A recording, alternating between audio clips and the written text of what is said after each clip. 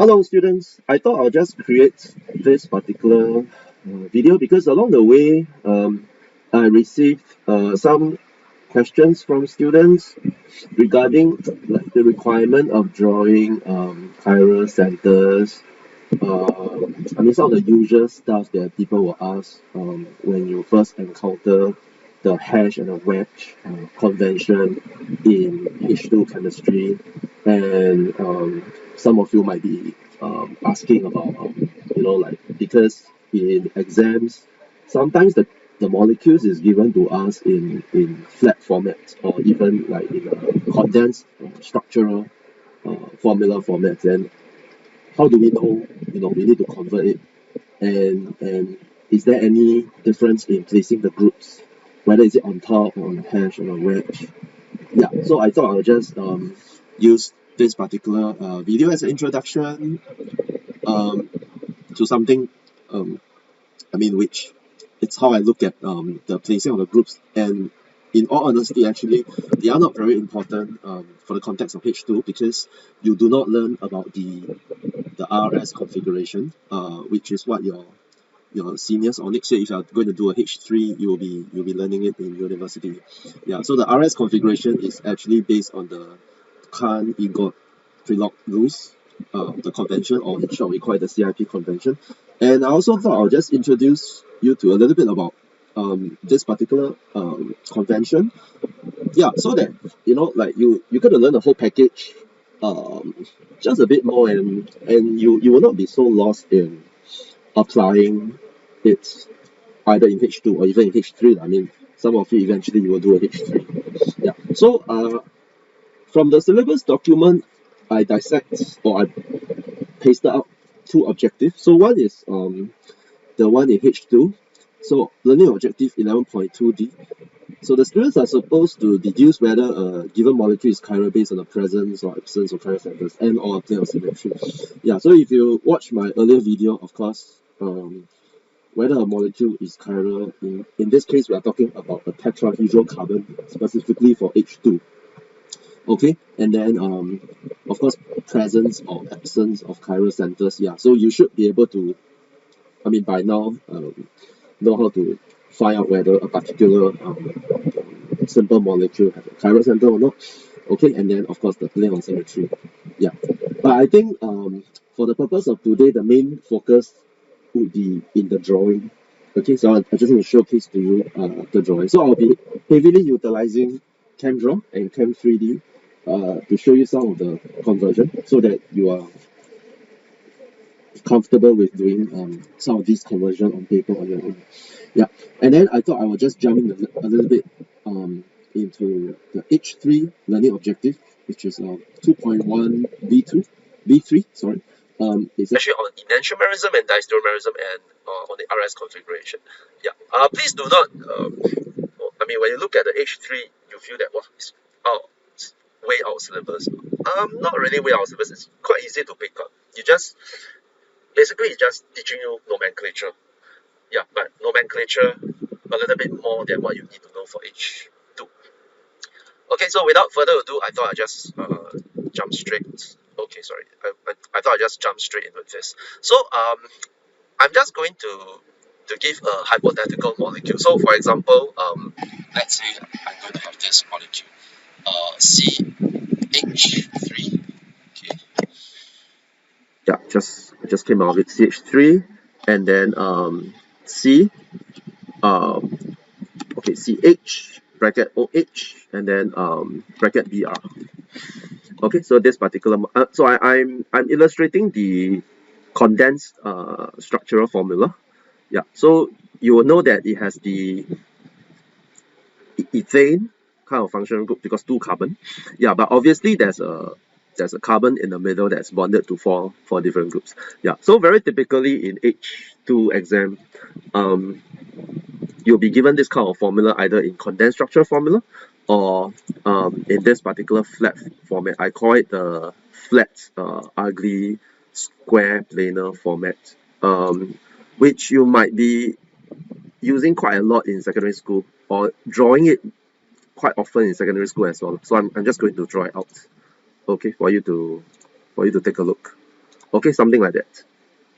Yeah. So for the purpose of H2, you should be able to convert between the condensed structure formula and something like this. This is not really a full displayed formula because you see that the CH3, the CH bonds are not being shown, and the OH bonds are not being shown. Yeah, so you have something like that. Okay, yeah. So typically, if you look at a H2 question, they might just give you this molecule either in this format or the condensed structure formula format, and then they will ask you show that like the mirror image and itself is non-superimposable, or maybe things like deduce whether this molecule is chiral or not, or explain why this carbon is a chiral center. You can get a variety of questions, or even you may have questions like this on your own. Yeah, and then how do you normally draw the mirror image and itself? Like that's the usual question beginning students will have. Okay, so if you heard me earlier on, what I normally advise the students to do is, I think the first thing you could do is you draw a tetrahedral carbon right in the middle. Okay, so I'll just draw a tetrahedral carbon right in the middle. Okay, and then I will showcase the tetrahedral carbon. So I will show the wedge and the hash. Okay, the projection. Yeah, it's always good to have the projection in place. Okay, so that you can place your groups in as and when you like. Okay, then I'll just draw a mirror plane like this. Okay, so oops. Okay, so I'll just draw a mirror plane. Yep, and then I will just mirror this over. So basically I'm just copying everything. Okay, so I'll just put everything in place. Yeah, so for assessment purposes, I think you should learn to do that as well. Yeah, just put the group, put them side by side, or not exactly side by side, but at a certain distance away from the mirror plane, so that you can input your groups. Okay, then right now the usual questions students in H2 will have. I mean, if you started learning this, you'll be wondering, is it where should I put my groups? Like, is the CH3 going to be here, here, here, or here? Like you are a little bit concerned. Like, you will feel that, or you will think that the order matters. Actually, it doesn't matter for H2, to be honest. Why does it not matter for H2? Because you are not told the absolute configuration for the carbon. Absolute configuration meaning you're not told of whether this particular chiral center, right? Does it take on the R or the S configuration, which later I'm going to introduce you. Yeah, so because you're not being told, right? Yeah, so on your end, it doesn't matter where you place your groups. Yeah, but of course it matters for your mirror image because your mirror image follows how you place it here. So normally I will place the so-called the most complicated group on top so that it's easier for me to maneuver in my drawing. Okay, but obviously I'm not drawing using my stylus here, so I'm just using chemtrail, so you feel that it's very easy. Yeah, but of course in reality when you're actually drawing it, then you have to, you get what I mean? You have to place them in the strategic position. So in this case, I just randomly place them. Oops, just going to put a BR here. Okay, and then perhaps the OH, and then of course finally the H. Yeah, so once I place them, right, then I'll just mirror them over. So the H will be here. Okay, and then the CH3. Okay, then the BR and the OH. Okay, so you can see that when I draw it out this particular way, then I have successfully shown the mirror image. Yeah, and in my earlier video, I have demonstrated to you why are these two non-superimposable. Maybe I can do it again, yeah, for the benefit of you all doing the revision. So I'm going to paste this over to Chem3D. Oops, sorry, Chem3D. Okay, so I'm pasting it over, and then I'm just going to rotate it such that it fits whatever I'm trying to showcase. Okay, yeah. So oops, sorry, it will be something like this. So OH is projecting towards you. Okay, yeah. I will try to rotate it such that like it reflects the reality well. Okay, so something like this. Okay, so I think you can see that this carbon, this carbon and the H, they are on a plane of the screen, and then the OH is projecting towards you, and then the BR is away from you. Okay, yep. And then the mirror image, I'm going to paste it over to the right. Okay, and then I'm really going to put it as the mirror image. Oh, sorry. So I'm going to do some rotation as well. I'll try to rotate it well, although sometimes it's not so straightforward. Okay. Okay. Yep, something like this, and then I try to make them the same size. Okay. Yep. Okay. So oops. Okay. Yep. Okay. So I'm going to, yeah. So you can see that they are direct mirror image. So the methyl group is here, the H is here. This is the OH projecting towards you, which means coming out of the plane of the screen, and then the BR projecting away. Okay, something like that. Yeah. Then how do you so-called prove that both these molecules are non-superimposable? Very simple. I can start from the mirror image, or I can start from the original molecule which I've drawn. So yeah, so I'll just start from the mirror image. I just need to try to allow the mirror image to share a common plane with my original molecule. So in this case, I will let them share the CH3, C, and the H plane, which means I'm trying to project this onto the plane of the computer screen so as to superimpose them together. Okay, so to do that, I'm going to just do a rotation, okay, to fit them into the same plane. Okay, so you can see that now, if I can take this molecule up and then I place it over here, the methyl group will superimpose, the carbon will superimpose, and the H will superimpose. Okay, but what do you notice about the projection of the OH and the BR?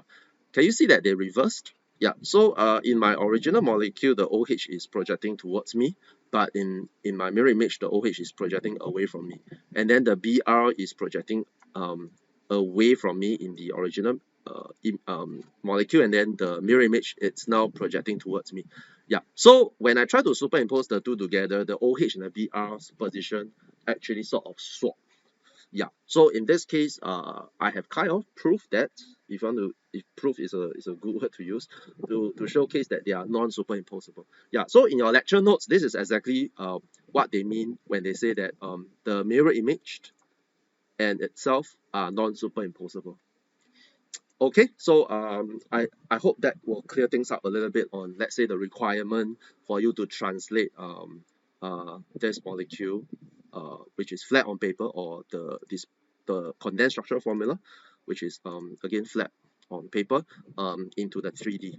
Okay, so for the purpose of H2, it doesn't matter. Yeah, it doesn't matter how you do the in the placing of the groups. Yeah.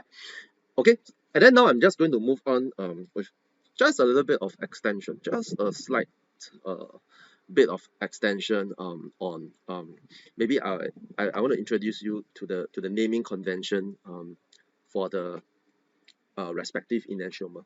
The reason why I wanted to introduce to you the naming convention is also because later on I'm going to move on to explain a little bit on meso compound. Yeah, and why is it that there are cases where I can have two chiral centers and yet the mirror image and itself are superimposable?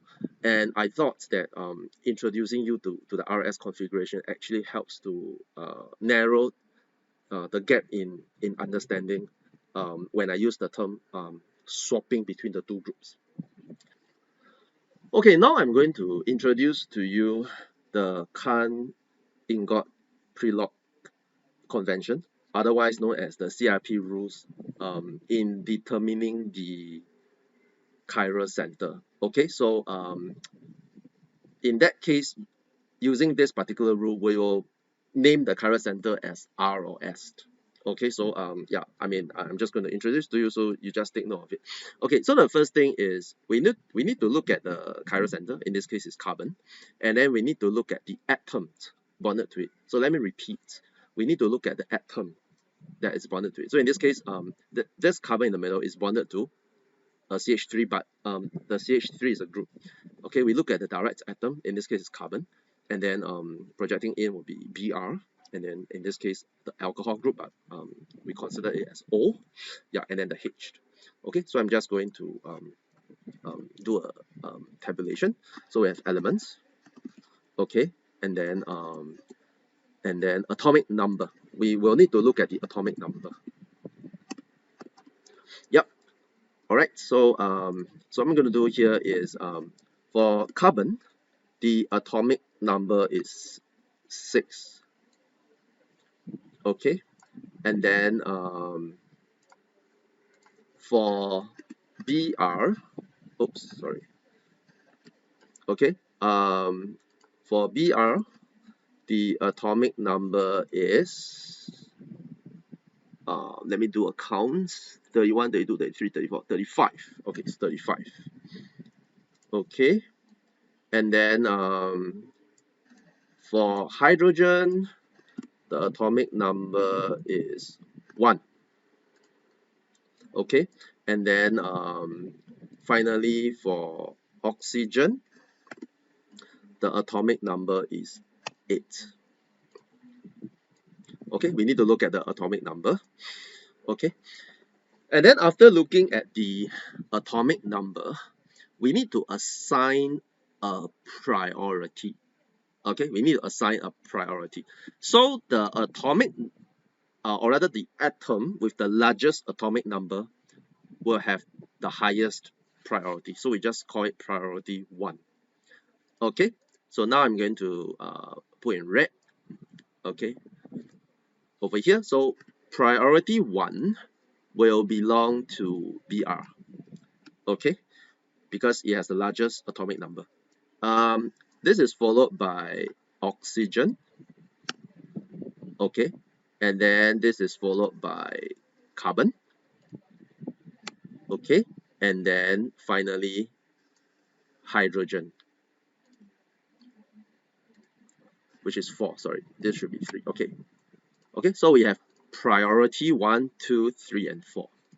Okay, and then what we are going to do is for this particular molecule, we're going to rotate it in such a way that the group or the atom with the lowest priority will be pointing away from you. Okay, so in this case, I'm going to rotate it a little bit to the left. Okay, so if I use a Chem3D, it might be easier. So this molecule is the one on the left. Okay, so it's like this, right? Okay, so what I meant is, like, you know that the Br is priority 1, O is priority 2, and then carbon is priority 3, and then hydrogen is priority 4, right? So I'm going to rotate it this way. Can you see? Rotate such that the group with the lowest priority is out of my sight, which means it's pointing directly into the paper. Can you see I can't see the H anymore? Yeah. Okay, so it will look something like this. Okay, like looks like a trigonal planar, but it's not trigonal planar because the groups are all projecting. These two groups are projecting towards you. Okay, and then I'm going to translate this onto the paper. Okay, so I'm going to maybe I should draw it on top. Okay, it will look like this, and like this. Okay, and then I'm just going to put the groups in. This is the CH3, the Br, and the OH. Okay, so not cheating. Can you see? It's directly the same. Okay, and then I'm just going to paste my priorities over. So this is priority 1. Okay, so this is 2, and then this will be 3. Okay, and then we'll link up in our mind from priority 1 to 2 to 3. So 1 to 2, and then 2 to 3. So when we go from 1 to 2 to 3, right? Take note whether is it going in a clockwise or anti-clockwise fashion. Okay, so in this case, right, it is going in a clockwise fashion. Can you see that? From 1 to 2 to 3. So if it is going in a clockwise fashion, by convention, okay, it's by convention, so clockwise, okay, so by convention, we will call the group R. Okay, then if it goes from the if it goes the other way around, which we call anti-clockwise, or you can call it counter-clockwise, then by convention we'll call it est. Okay.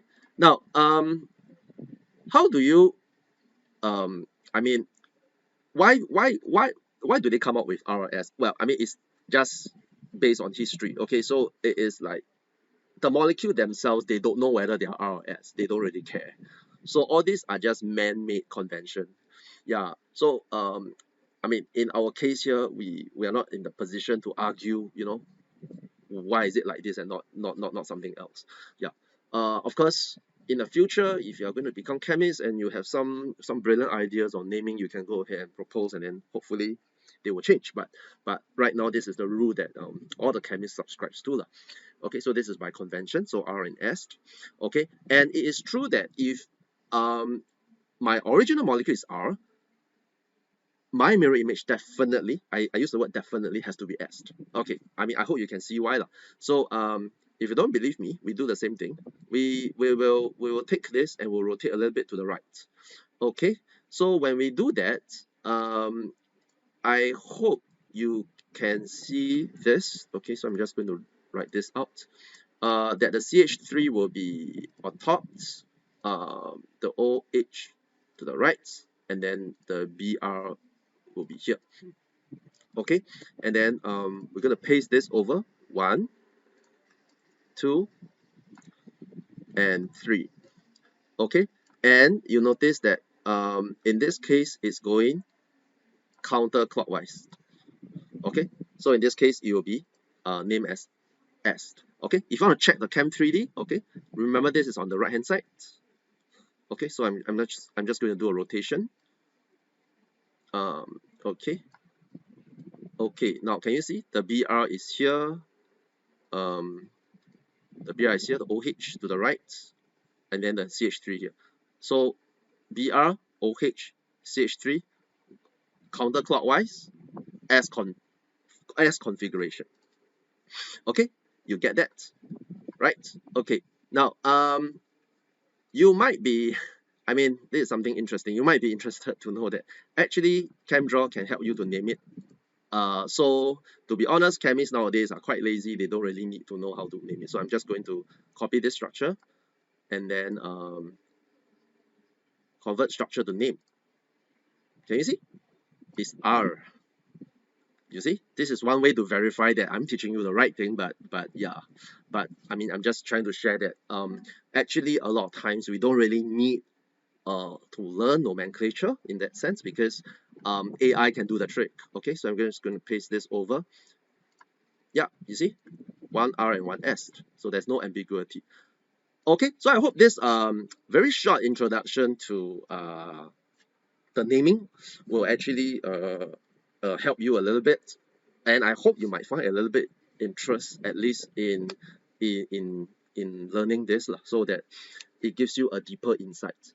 And I don't purposely introduce you to the naming because I have a little purpose later on, which you will see, which is to introduce to you to meso compound.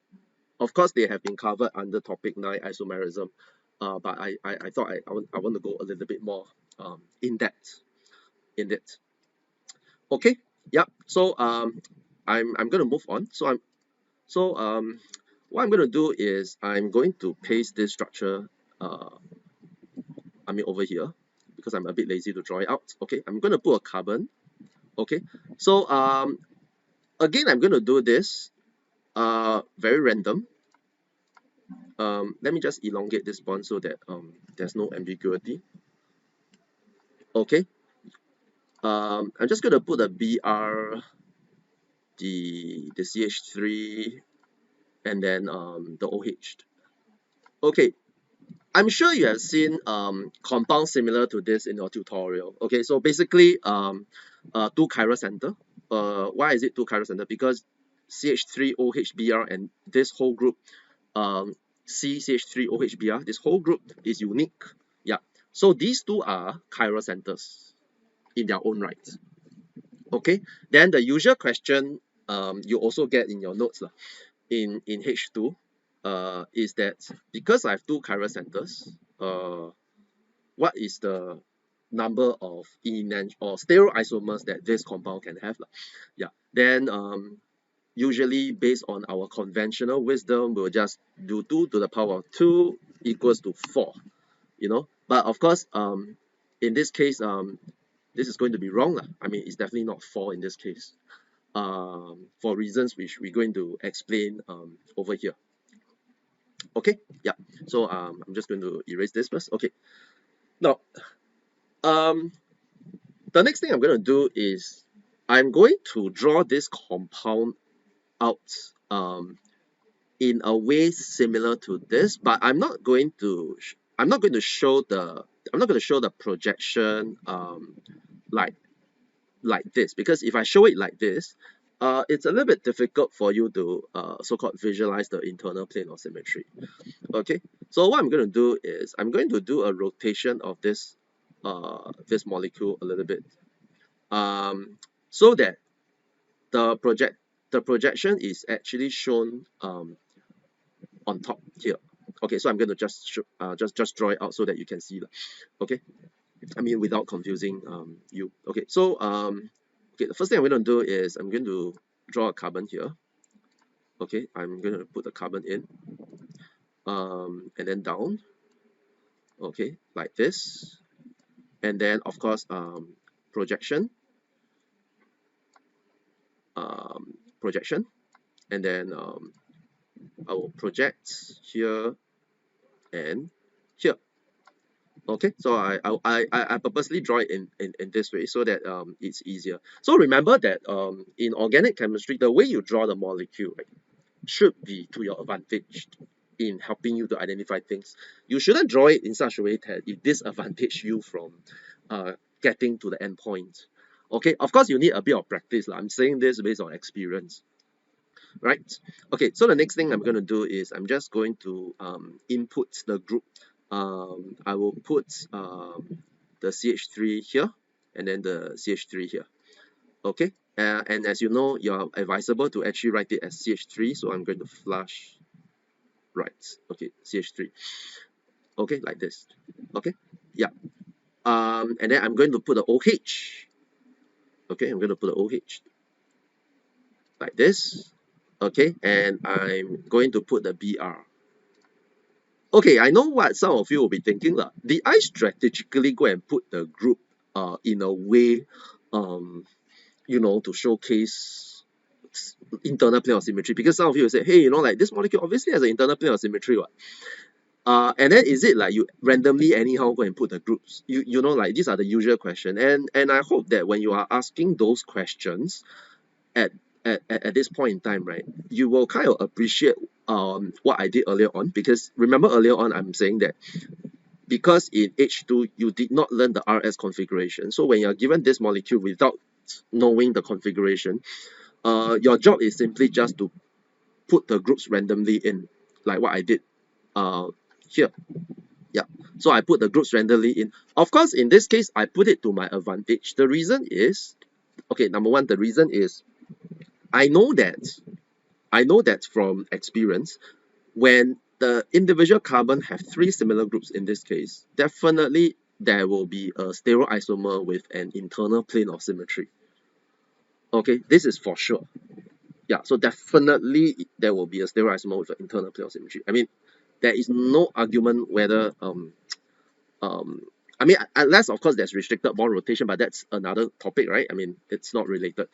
Yeah, so the easiest case when I want to I mean, illustrate is of course to show the one with the internal plane of symmetry, because number one thing is that it is easier, in a sense it is easier to understand and to see or observe, if you want to put it, the internal plane. So imagine this is a internal plane, mirror plane.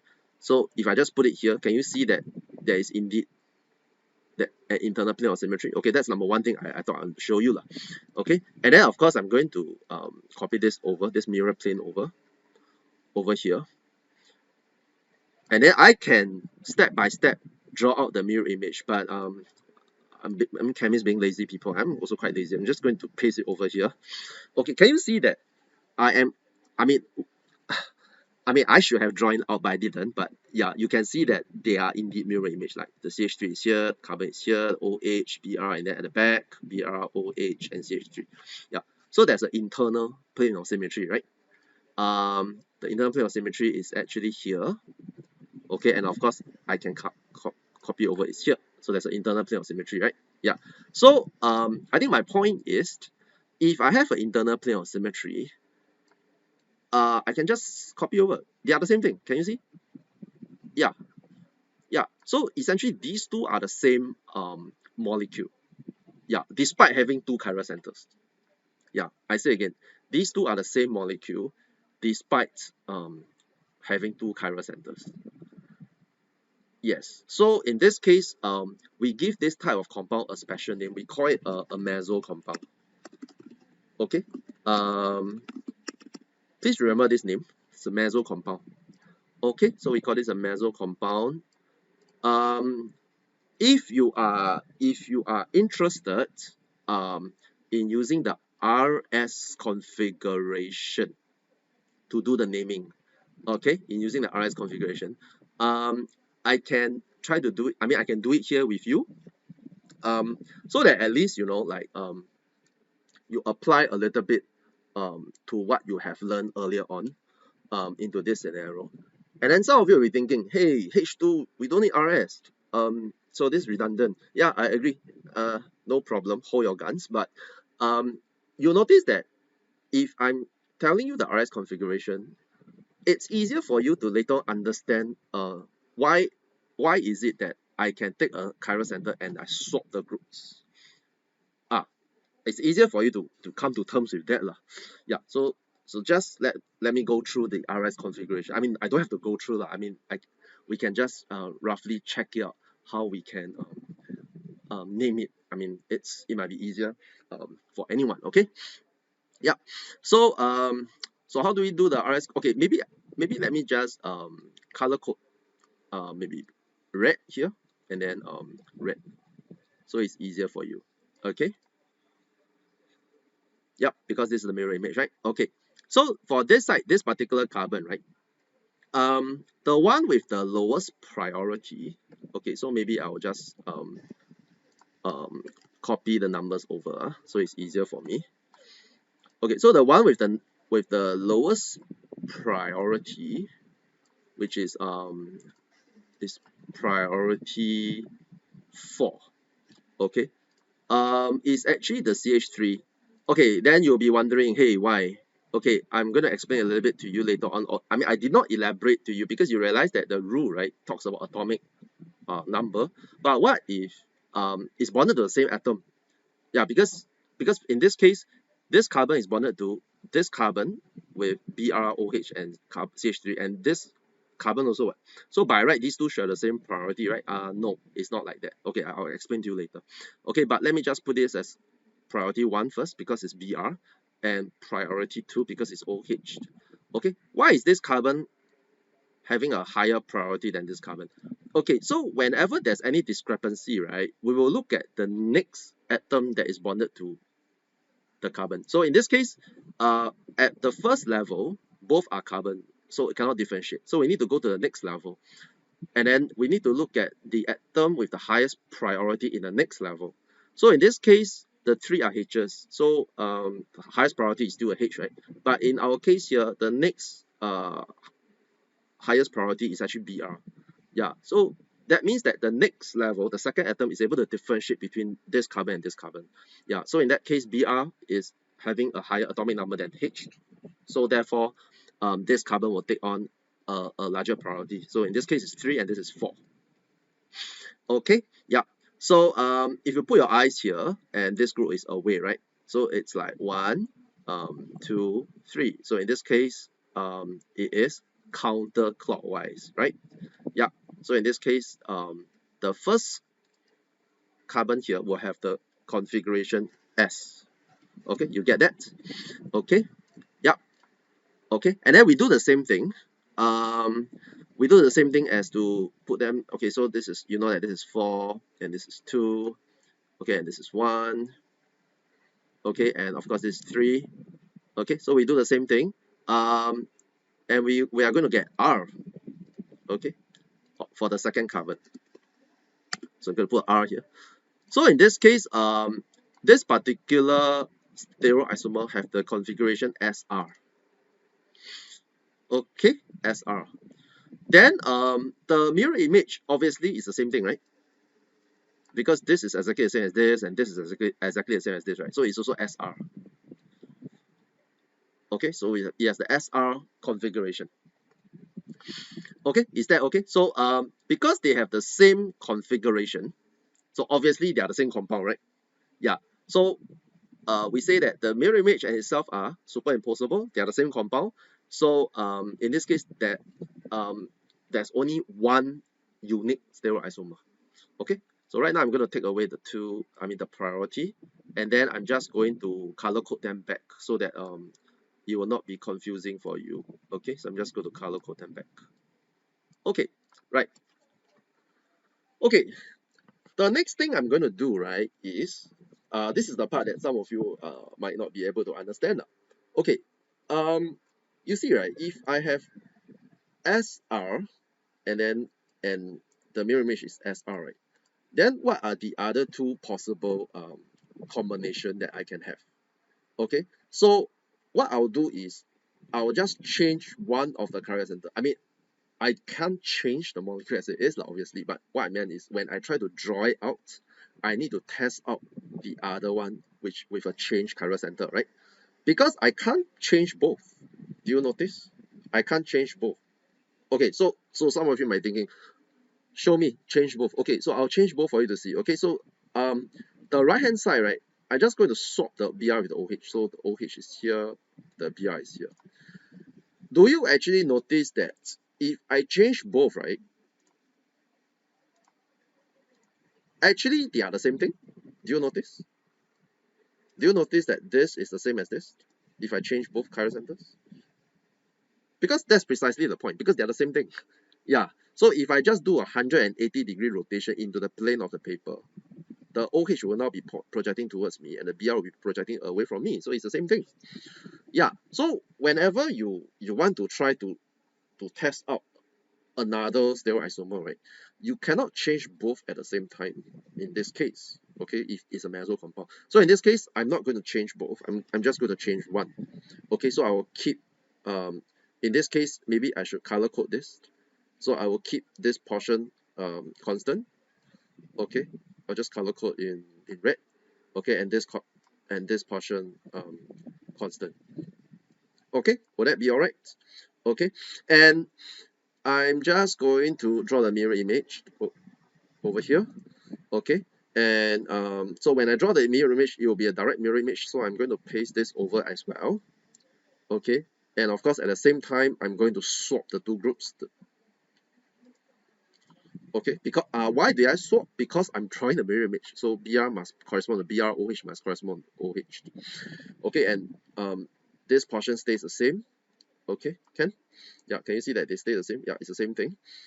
Okay, now if I label the configuration, did you actually notice that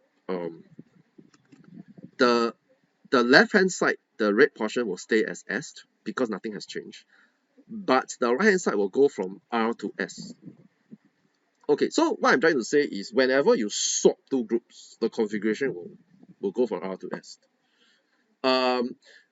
The reason is when you swap two groups, right, because of the way the priority are being assigned, it will go from clockwise to anti-clockwise if you try to go from priority 1 to 2 to 3.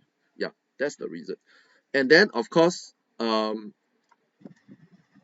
this portion, right, instead of S over here, because these two groups are swapped also, you become R, and I'm maintaining the R configuration on the right hand side.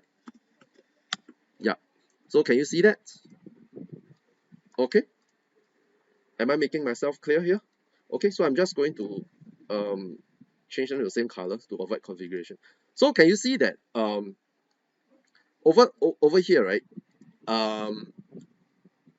the total number of stereoisomers is actually 1, 2, and 3. So it's not 4. because it happens that the one with the internal plane of symmetry, when you do a mirror, when you try to draw the mirror image out, is superimposable onto itself. So we call this the meso compound. Okay, and these two pairs, right? Okay, is as per what you have learned in H2 is called enantiomer, or you can say enantiomeric pair. So this becomes an enantiomeric pair. Yeah. So I hope that in this very short session where I deliberately introduce the RS configuration to you, not really. The purpose is not to confuse you or to add to your load of learning, but really to to give ourselves a way to name the compound so that we are able to explain, and you can track the change in the chirality. Yeah, I hope in this very short span of time you get to see the value in all this, and it is less confusing now when you go on and do your tutorials as well as your in-class exercise, and a lot of things actually make a lot more sense lah. Okay, and then finally, right, for those of you who are interested, you might be wondering, so what is the relationship between the meso compound and each of the enantiomeric pair? Yeah, because you know that these two are enantiomeric pair, right? Yeah. Then what about the relationship between SR, okay, and SS? Okay, and you'll also be wondering, what about the relationship between SR and RR? Okay, you'll be wondering. Okay, so I'll introduce you to a new term. So the relationship between SR and SS, right, is diastereomeric. So we call them a diastereomeric pair. So, or you can say that they are diastereomers of one another. Okay, so it's the same thing. These two are diastereomeric pair. Okay, so the difference between enantiomer and diastereomer is that for enantiomer, right, when you try to draw the mirror image, okay, the CIP convention all change from S to R or R to S. Okay, for example, this is SS, it will become RR. But for diastereomeric pair, they share at least one common chiral center. Okay, which means they are non-mirror image stereoisomers. Yeah. Okay, so I hope here you can see that the value of introducing URS, because by introducing URS, you will be able to have a clearer view or a more elevated appreciation of all these conventions and how to actually name the compound. Okay, so in short, diastereomers are non-mirror image stereoisomers. So they are not mirror image of each other, and usually they will share a common chiral center. Usually, but not always the case, because as you know, there are a lot of other exceptions. Okay, so I hope now you see the value in this. So again, back to our H2 and H3 learning objective here, 11.2D, and the little bit of H3 learning objective 2.1B3. Yeah, so in this very short 40 plus minutes video, I've showed you like how to actually tell how, in terms of drawing, how you can draw, transform the the compound with four different groups, one chiral center, and then how to draw the mirror image. And then I explained to you the rationale behind placing the groups in a certain way. Okay, and then I taught you how to label them using the CIP rule, the RS configuration, and then of course with two chiral centers with an internal plane of symmetry, we call it the meso compound. Yeah, okay, so if you find all this interesting, please read up more, because that, of course, what I'm covering here is just the tip of the iceberg. Okay, so yeah, do watch out for future videos on related concepts or anything related to chemistry.